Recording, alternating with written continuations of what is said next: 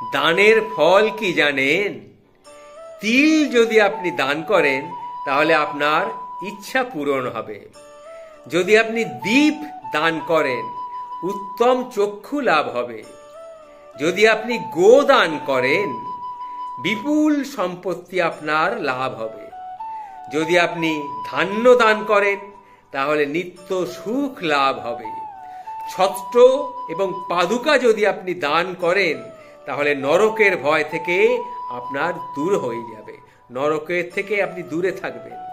বস্ত্র দান করলে চন্দ্রলোক লাভ হয়, আর বেদ দান করলে ব্রহ্মলোক লাভ হয়, আর অন্নদানে স্বর্গ লাভ হয়, গৃহদানে বৈকুণ্ঠ লাভ হয়, আর অভয়দানে ঐশ্বর্য লাভ হয়। এই হলো গিয়ে 10টি দানের ফল। জয় শ্রী শ্রী রামকৃষ্ণ, জয় শ্রী শ্রী রামকৃষ্ণ, জয় শ্রী শ্রী রামকৃষ্ণ।